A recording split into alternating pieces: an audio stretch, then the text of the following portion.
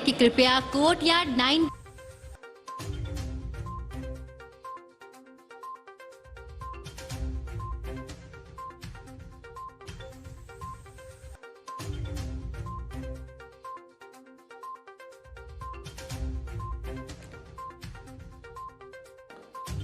जी, और ये आप सीधी तस्वीरें देख रहे हैं सेंट्रल हॉल में विदाई समारोह के बाद राष्ट्रपति रामनाथ कोविंद जी, प्रधानमंत्री नरेंद्र मोदी जी, गर्मामय एक कार्यक्रम का आयोजन संसद के दोनों सदनों के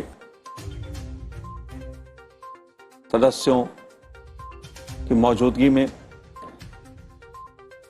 उपराष्ट्रपति, राज्यसभा के सभापति एम वेंकैया नायडू जी, लोकसभा अध्यक्ष ओम बिरला जी, एक गर्मामय कार्यक्रम। मुकेश जी, दरअसल राष्ट्रपति के भाषण को सुनकर ऐसा एहसास हुआ कि ये मिट्टी के कच्चे घरों में रहने वाला, जिसकी छतें मानसून में टपकती होंगी जी, और जो लालटेन की रोशनी में पला बढ़ा एक व्यक्ति, उसकी पीड़ा को समझने वाला और जीने वाला उसको, वो व्यक्ति का भाषण था ये। और उससे एक एहसास ये हुआ कि, और ये हम मनोज जी, आप भी खुद उसी ग्रामीण पृष्ठभूमि से हैं, हम भी उसी से हैं, प्रदीप जी भी वहीं से आए हैं, हम सब ने वो मिट्टी की छत, वो टपकते मकान, वो लालटेन, वो सब कुछ देखा है जो जिसका जिक्र राष्ट्रपति ने किया।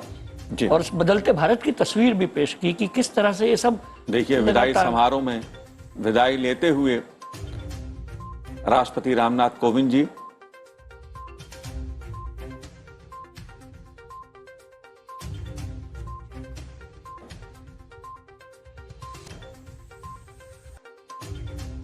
ये जो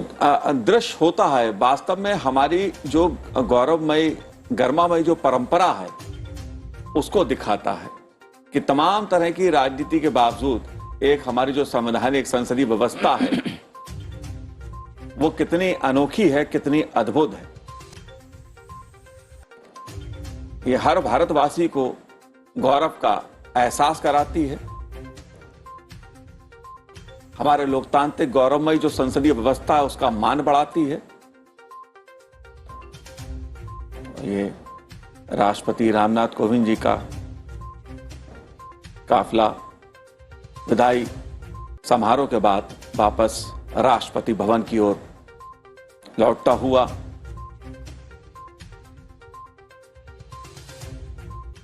संसद भवन की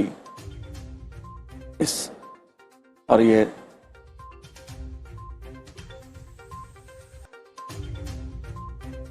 प्रधानमंत्री नरेंद्र मोदी जी, उपराष्ट्रपति वेंकैया नायडू जी संवाद करते हुए, विदा लेते हुए